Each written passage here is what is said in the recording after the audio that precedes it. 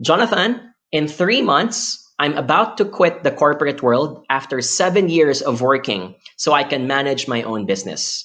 I have saved enough capital, I think, but I don't have any idea yet on what to do. Ooh, that's a red flag, Isabella, research analyst from Hong Kong.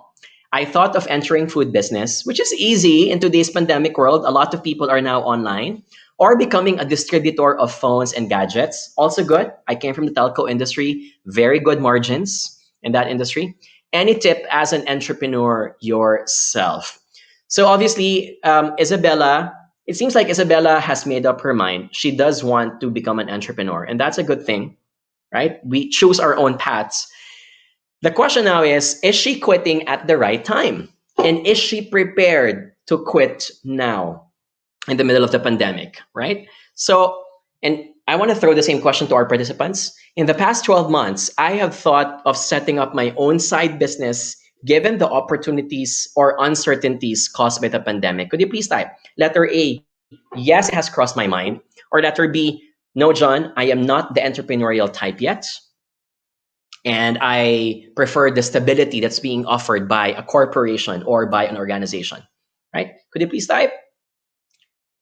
Obviously, this doesn't apply to me because I've left the corporate world for a few years, almost a decade now. So I'm seeing a lot of letter A in the chat box. I won't be surprised. You know, this pandemic has really created a lot of new entrepreneurs, new businesses as well.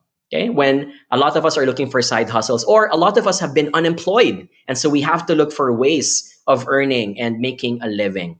Here are a few tips I'd like to share. So this is feedback, because this is feedback that you need to tell to your manager if ever you're quitting. This is feedback that you need to tell to your relatives and loved ones. Please take note. You need to explain this life critical decisions to the people who are going to be affected about it. Can I get an exclamation mark if you can relate to that? If you have a husband or wife and you have a kid, you don't just make this decision on your own. You need to share the logic, the rationale to the people who are going to be affected about it. If you're quitting your job, likely your manager is going to be asking about it. And if your answer is because I want to have my own business, be prepared that she is going to ask more questions about it. Not that she has control about it, but obviously it's her way of wanting to make you stay in the company, right? So how do you share those things, right? So here are a few tips. So again, let's look back. What do we know? This person's leaving in 7 years. She is going to leave in 3 months. So there is still time. And that means for people in the company, there is also time for her to stay. Change her mind and convince her that she is not ready yet. Okay? Those are the things that we know about Isabella. So a few tips I'd like you to consider. Number 1, 3 considerations before quitting. Number 1 is cash flow.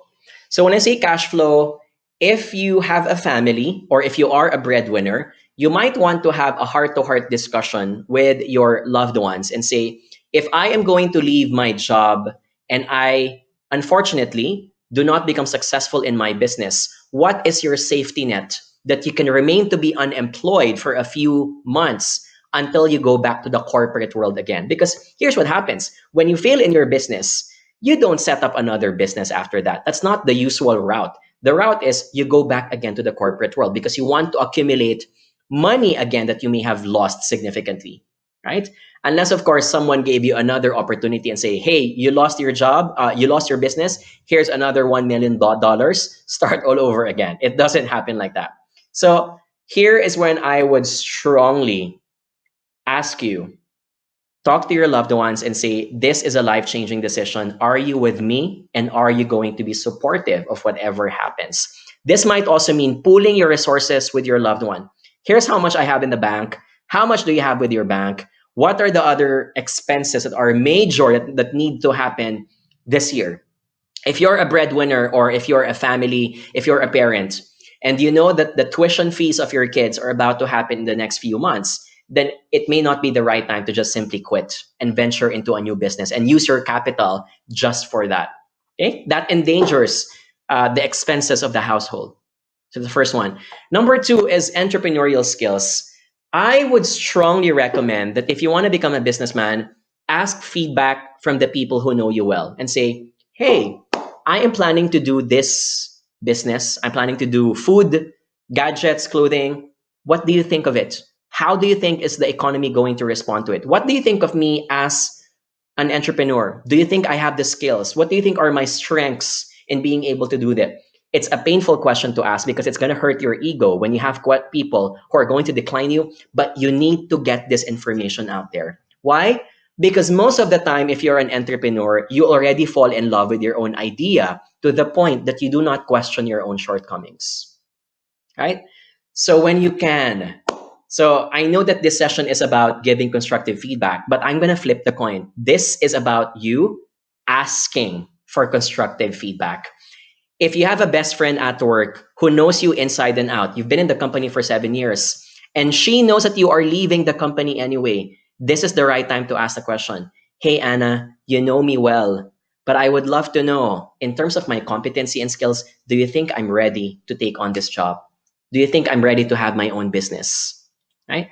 Hey, I plan to create my own store on Lazada and Shopee. Here is my product. What do you think of it? Do you think it will sell? Do you think people will buy it? Okay. Asking more feedback from different people is going to bounce off your ideas and say, is this the right thing to do? Okay. Right? I'm reading a message here from Stella. We can always have a choice of having a second or sideline business for additional income.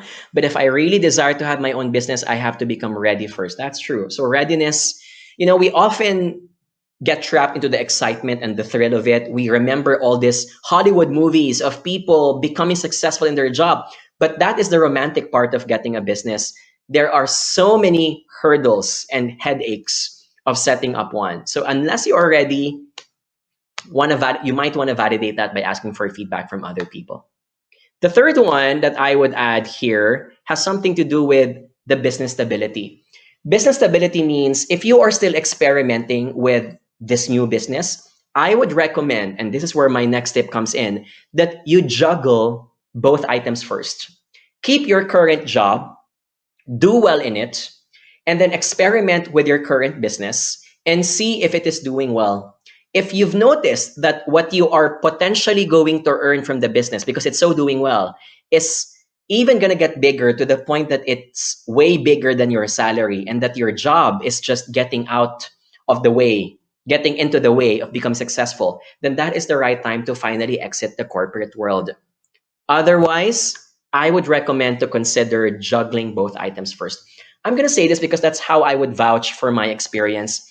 When I won Apprentice Asia and I served 3 years in Air Asia as a corporate guy, this was the time when I was already doing a lot of consultancy work. And there was a point in time when I told to myself, hey, I think the business is already so stable to the point that my corporate job is stopping me from getting more clients.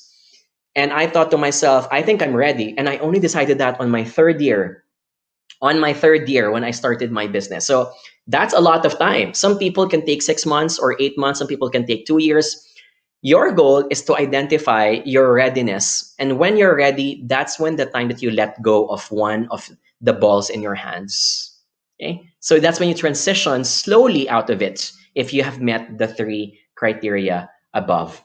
Okay? And again, all of these things include asking for feedback from a lot of people. You know what I did? I asked my ex-mentors, my ex-coaches, and my ex-bosses in my company. So I work for Globe Telecom. I work for GlaxoSmithKline. I contacted my ex-bosses and told them, hey, I'm on a crossroad right now. I am planning to leave the company because blank, blank, and blank. What do you think of it? And the more I gathered information from my ex-bosses, those types of feedback, because they know me inside and out, minus the awkwardness of them being my boss, the more I was able to tell myself, I am making the right decision. Okay? All good. Can I get an exclamation mark? Are we learning something from that? I want to highlight that because we often get emotional when we want to quit because there is a thrill of freedom. But that short-term benefit does not outweigh the long-term cost of sacrificing so much. And by the 6th month, you remain to be unemployed and your business is not doing well. and you tell yourself, how I wish I did not quit yet. Do not make decisions on your own. That is my ultimate conclusion here. Make decisions by gathering as much feedback as you can from the people who know you well, including the stakeholders.